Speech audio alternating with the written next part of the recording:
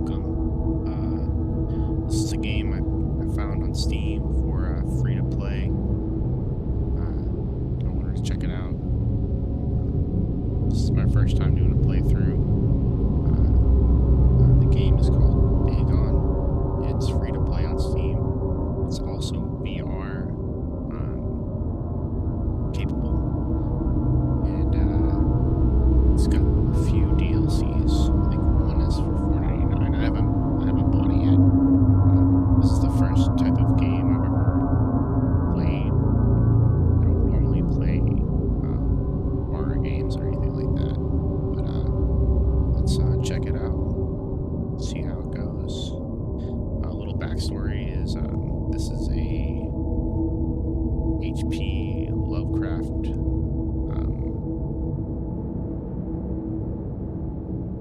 type of game, so I'm not really sure what to expect, but let's try it out. Okay, Dagon is a faithful, interactive adaptation of H.P. Lovecraft's work, focused on story and atmosphere. You will not find difficult choices, action sequences, or inventory management here, and movement is limited to progressing through locations along with the plot.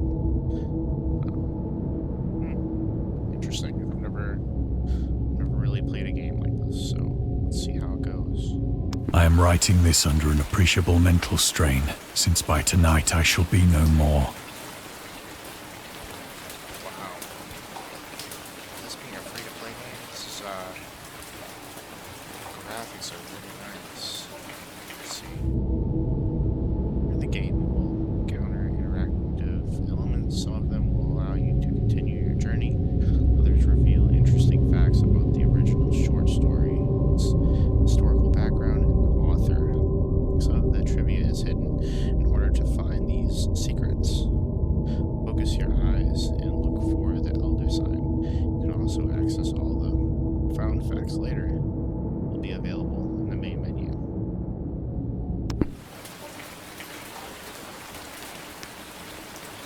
Let's see. Oh, there's one right here, but I kind of want to see what else is around. Let's see. Looks like that's something I can do. Let's see.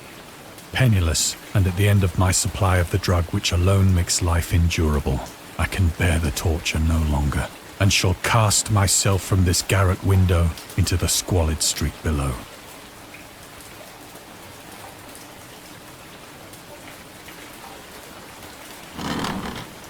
Do not think from my slavery to morphine that I am a weakling or a degenerate. When you have read these hastily scrawled pages, you may guess, though never fully realize, why it is that I must have forgetfulness or death. A few things here. Let's see.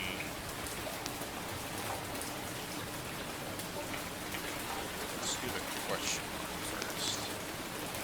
See if that's good.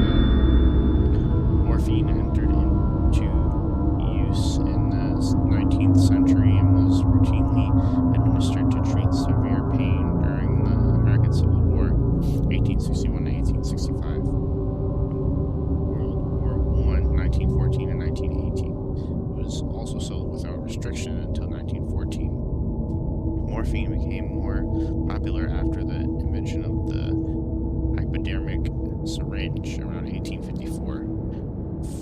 Frederick Turner, I don't know, who first isolated the substance, originally named it morphium, after Morpheus, the Greek god associated with dreams. At the time when Dagon was published, morphine abuse, known as the soldier's disease, already posed a big problem in the United States. Interesting. I didn't know that. Learn something new every day.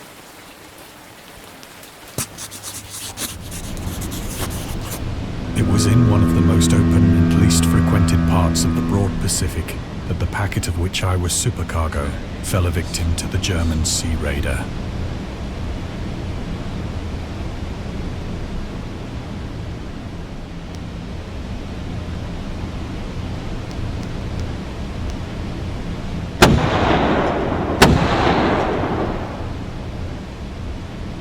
The Great War was then at its very beginning, and the ocean forces of the Hun had not completely sunk to their later degradation.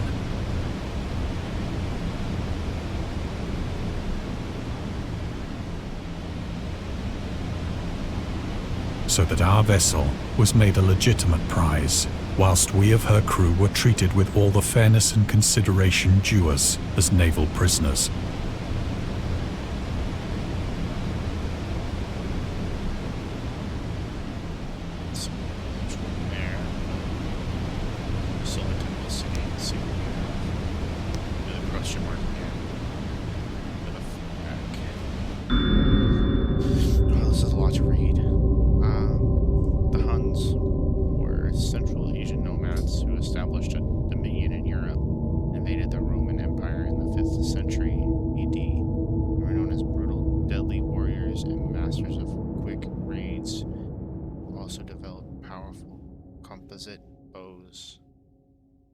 Lassos and early siege weapons.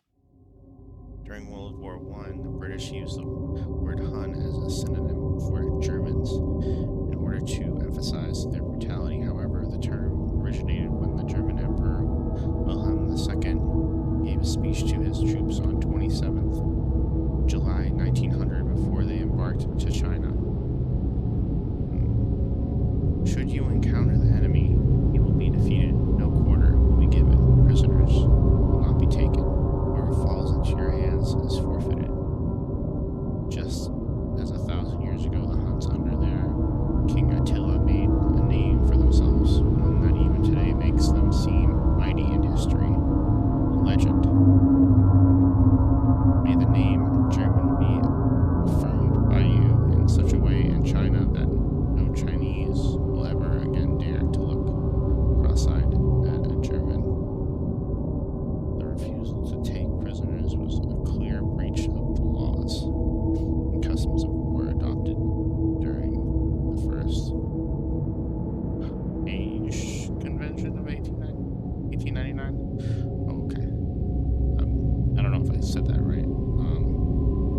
I'm pretty much just reading whatever it says. In no way do I think it's right. I'm just reading it in what it says. So don't take offense if you're offended by it. It's just what I was reading.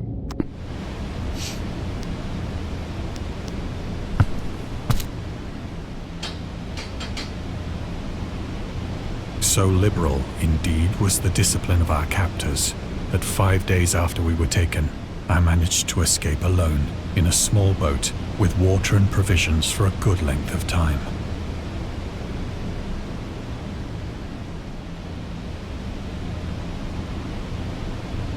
It's starting to get dark, it looks like. Let's see. What's this?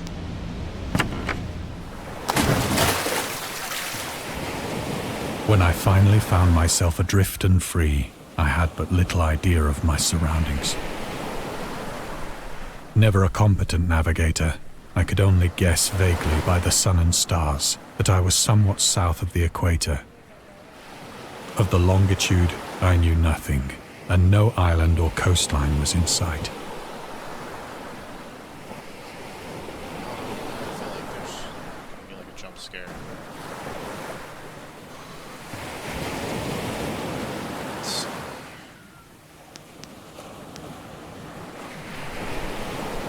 The weather kept fair, and for uncounted days I drifted aimlessly beneath the scorching sun, waiting either for some passing ship or to be cast on the shores of some habitable land.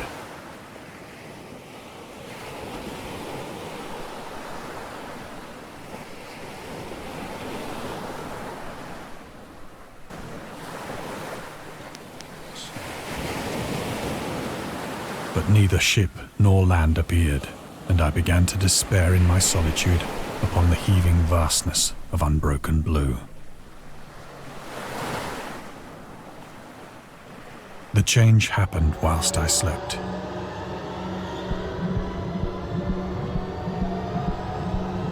Its details I shall never know. For my slumber, though troubled and dream-infested, was continuous.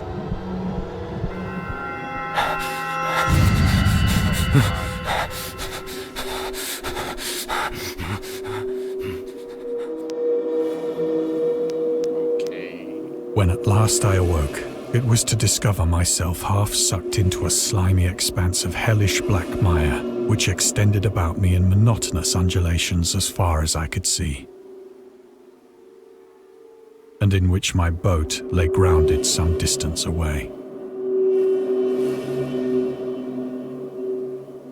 Though one might well imagine that my first sensation would be of wonder at so prodigious and unexpected a transformation of scenery, I was in reality more horrified than astonished. For there was in the air and in the rotting soil a sinister quality which chilled me to the very core. The region was putrid with the carcasses of decaying fish and of other less describable things which I saw protruding from the nasty mud of the unending plain.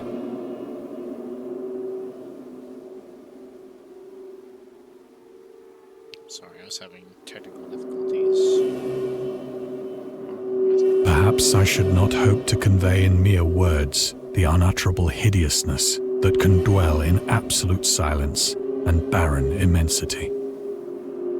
There was nothing within hearing and nothing in sight save a vast reach of black slime. Yet the very completeness of the stillness and the homogeneity of the landscape oppressed me with a nauseating fear. The sun was blazing down from a sky which seemed to me almost black in its cloudless cruelty, as though reflecting the inky marsh beneath my feet.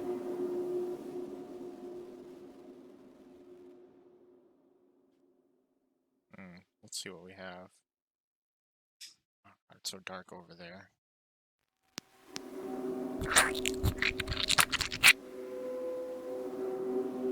As I crawled into the stranded boat, I realized that only one theory could explain my position. Through some unprecedented volcanic upheaval, a portion of the ocean floor must have been thrown to the surface, exposing regions for which innumerable millions of years had lain hidden under unfathomable watery depths. So great was the extent of the new land which had risen beneath me that I could not detect the faintest noise of the surging ocean, straining my ears as I might. Nor were there any seafowl to prey upon the dead things.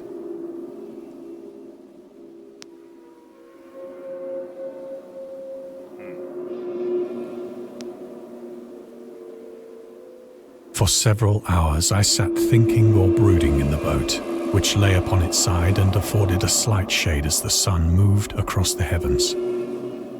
As the day progressed, the ground lost some of its stickiness and seemed likely to dry sufficiently for traveling purposes in a short time. That night I slept but little, and the next day I made for myself a pack containing food and water, preparatory to an overland journey in search of the vanished sea and possible rescue.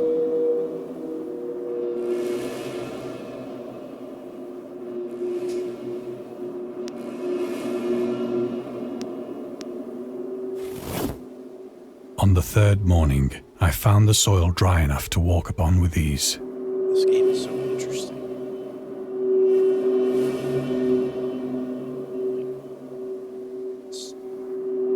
It looks really nice. It's like a novel.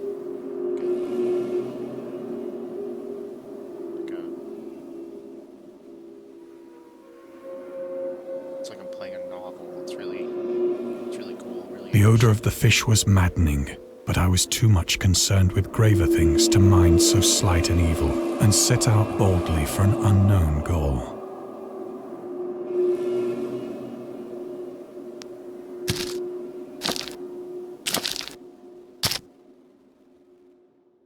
All day I forged steadily westward, guided by a faraway hummock which rose higher than any other elevation on the rolling desert. What the hell is that? What the hell are those?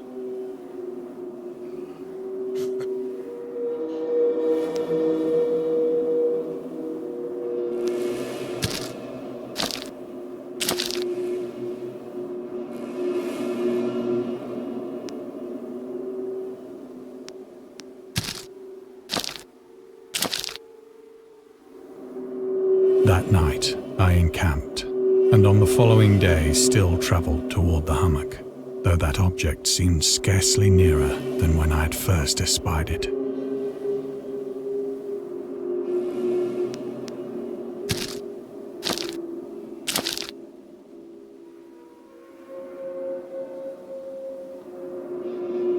By the fourth evening, I attained the base of the mound, which turned out to be much higher than it had appeared from a distance. An intervening valley setting it out in sharper relief from the general surface. Too weary to ascend, I slept in the shadow of the hill. I know not why my dreams were so wild that night. But ere the waning and fantastically gibbous moon had risen far above the eastern plain, I was awake in a cold perspiration, determined to sleep no more. Such visions as I had experienced were too much for me to endure again.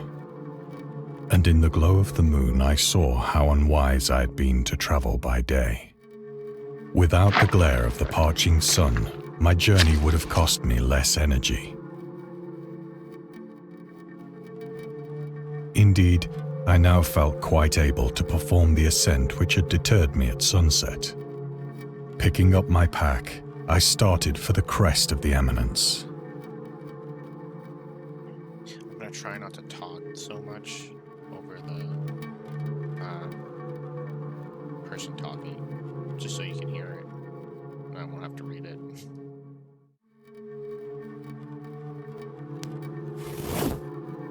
I have said that the unbroken monotony of the rolling plain was a source of vague horror to me. But I think my horror was greater when I gained the summit of the mound and looked down the other side into an immeasurable pit or canyon, whose black recesses the moon had not yet soared high enough to illumine. I felt myself on the edge of the world, peering over the rim into a fathomless chaos of eternal night.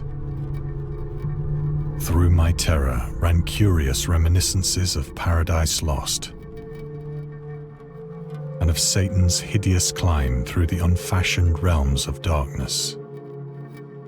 As the moon climbed higher in the sky, I began to see that the slopes of the valley were not quite so perpendicular as I had imagined.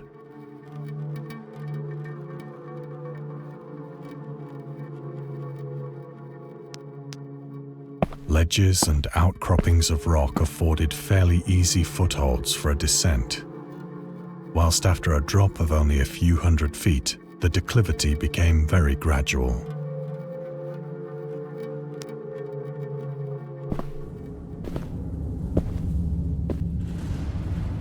Urged on by an impulse which I cannot definitely analyze, I scrambled with difficulty down the rocks and stood on the gentler slope beneath, gazing into the Stygian deeps, where no... Oops, sorry. I pressed too many times. Gazing into the Stygian deeps where no light had yet penetrated. All at once, my attention was captured by a vast and singular object on the opposite slope, which rose steeply about 100 yards ahead of me. Yeah, that's not ominous at all. Let's go that way. An object that gleamed whitely in the newly bestowed rays of the ascending moon.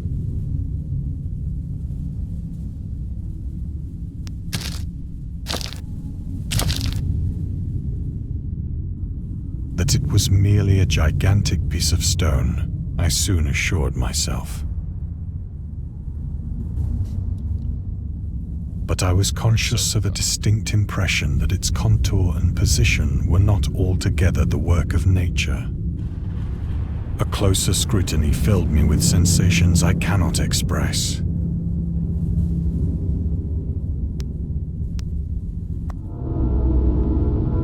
I just wanted to see if I could save if something comes up, and I have to do like a part 2. For despite its enormous magnitude, and its position in an abyss which had yawned at the bottom of the sea since the world was young, I perceived beyond a doubt that the strange object was a well-shaped monolith, whose massive bulk had known the workmanship and perhaps the worship of living and thinking creatures.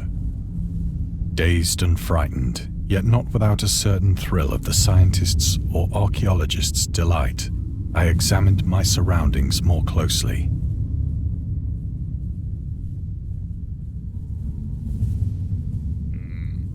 Not much to see. It's kind of dark. Alright, and we're back. Sorry about that. Had to take a quick break. But we're back. This monolith area. Let's see what happens next. Let's see what happens. The moon, now near the zenith, shone weirdly and vividly above the towering steeps that hemmed in the chasm. Hold on just a second.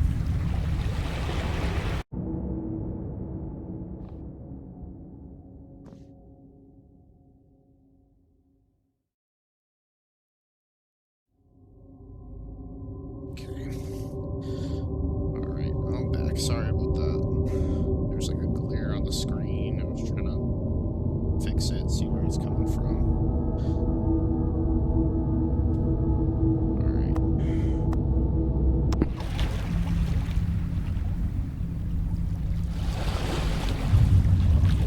And revealed the fact that a far-flung body of water flowed at the bottom, winding out of sight in both directions and almost lapping my feet as I stood on the slope. Across the chasm, the wavelets washed the base of the Cyclopean monolith.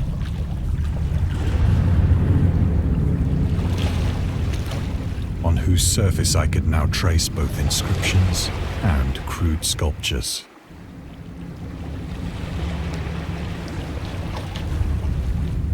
The writing was in a system of hieroglyphics unknown to me and unlike anything I'd ever seen in books. Consisting for the most part of conventionalized aquatic symbols such as fishes, eels, octopi, crustaceans, mollusks, whales, and the like.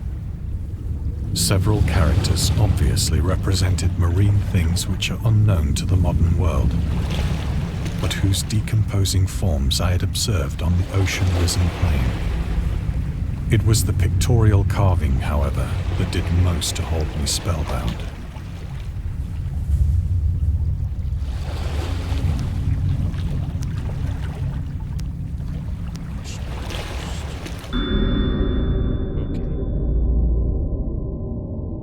Dagon contains many themes and storytelling methods that Lovecraft developed in his later works, such as telling a story through carvings, the Mountains of Madness, the Needless City, journals and character notes, the Shadow of Time, the Hunter of the Dark, islands emerging from the ocean, Call of Cthulhu.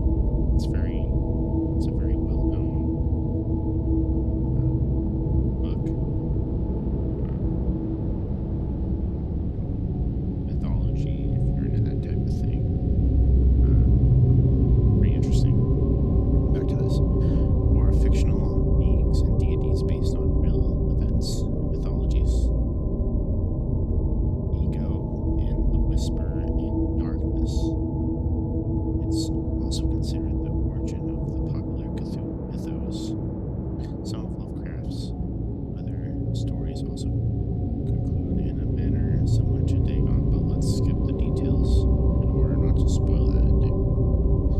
Yeah, let's not.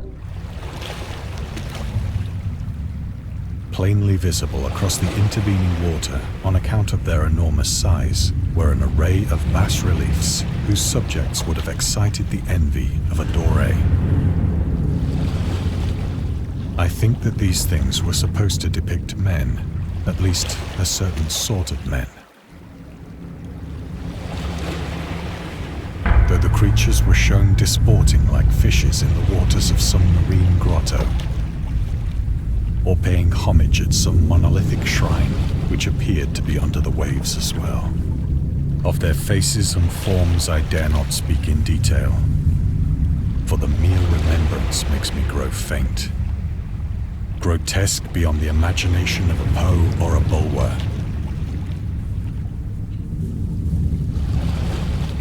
They were damnably human in general outline, despite webbed hands and feet, shockingly wide and flabby lips, glassy, bulging eyes, and other features less pleasant to recall.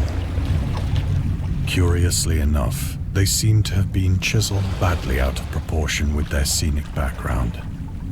For one of the creatures was shown in the act of killing a whale, represented as but little larger than himself. I remarked, as I say, their grotesqueness and strange size, but in a moment decided that they were merely the imaginary gods of some primitive fishing or seafaring tribe. Some tribe whose last descendant had perished eras before the first ancestor of the Piltdown or Neanderthal man was born.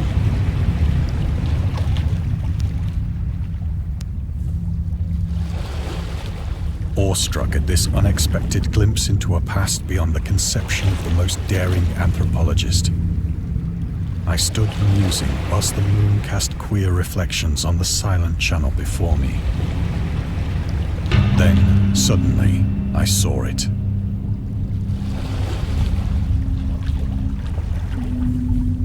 With only a slight churning to mark its rise to the surface, the thing slid into view above the dark waters.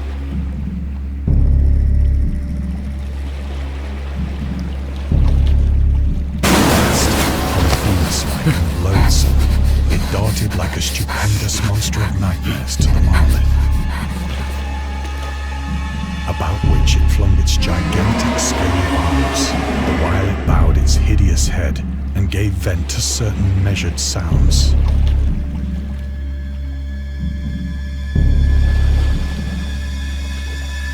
I think I went mad then.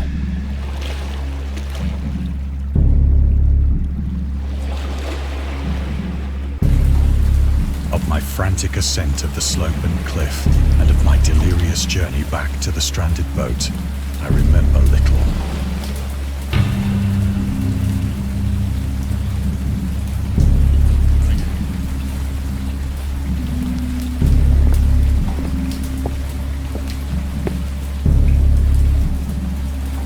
I believe I sang a great deal and laughed oddly when I was unable to sing.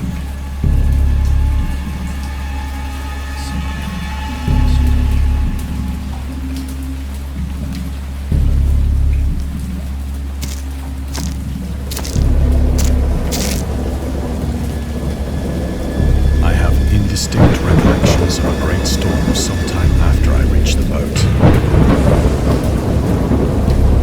At any rate, I know that I heard pearls of thunder and other tones which nature utters only in her wildest moods.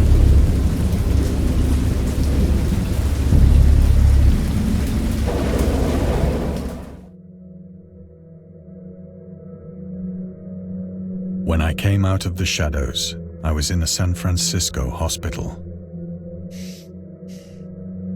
Interesting. Brought thither by the captain of the American ship which had picked up my boat in mid-ocean. In my delirium, I had said much, but found that my words had been given scant attention.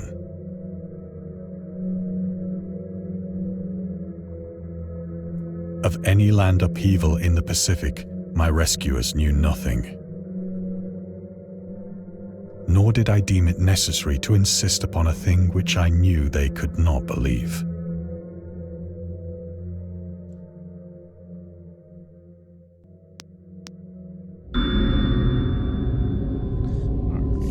The journalist. Lovecraft was a prominent figure in the world of amateur journalism in 1915. He started publishing his own journal called The Conservative, which included political and social commentary, poetry, short stories, and literary criticism.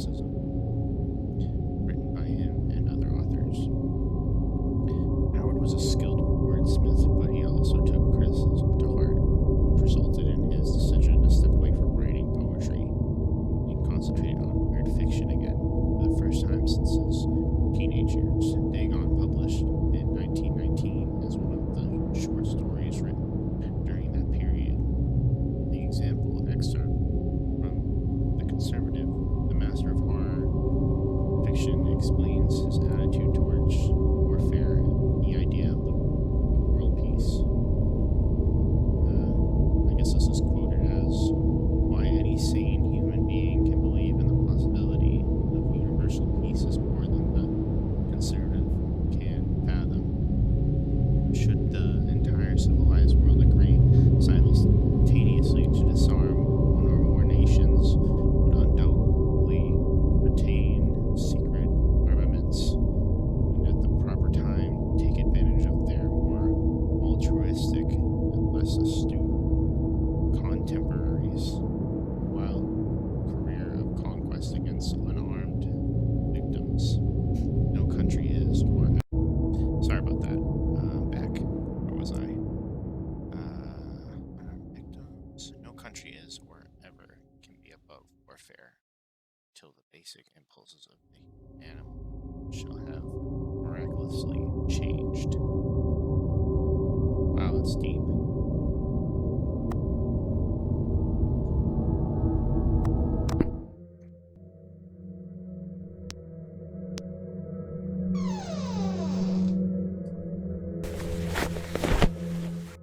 Once I sought out a celebrated ethnologist and amused him with peculiar questions regarding the ancient Philistine legend of Dagon, the fish god.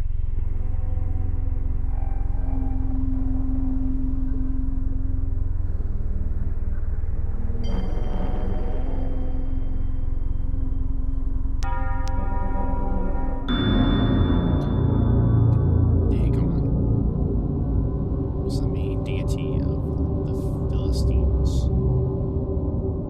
worshipped throughout the Middle East as the ancient god of fertility and crops. In Hebrew, the word Dagon was a common noun for grain.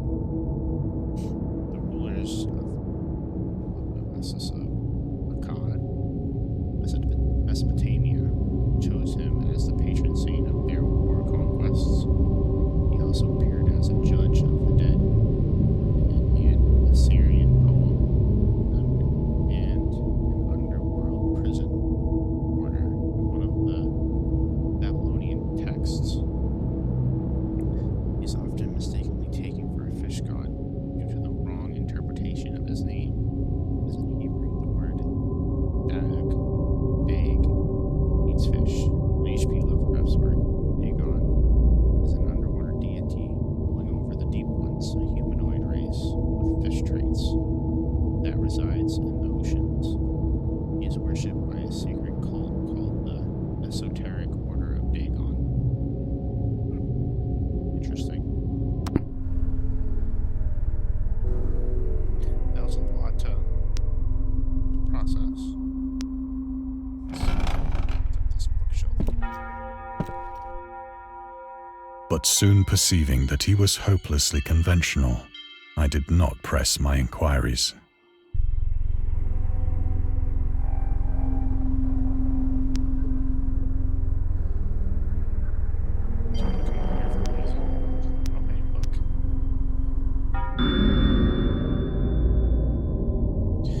August Derleth, the Cthulhu mythos.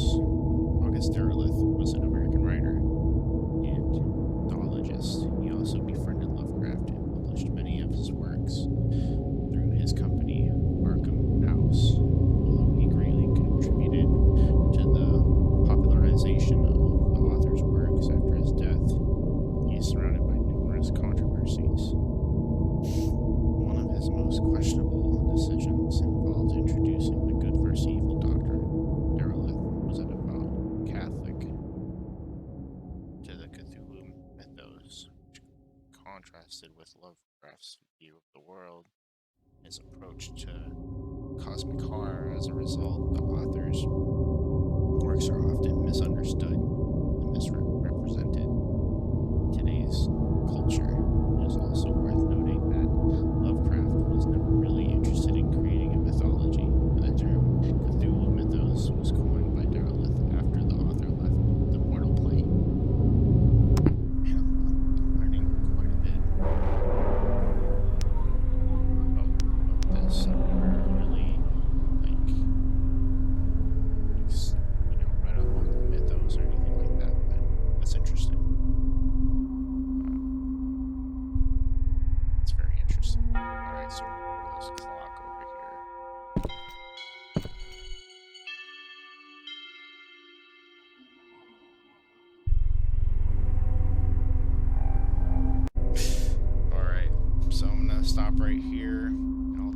2 whenever I get the chance. Till next time, see you then.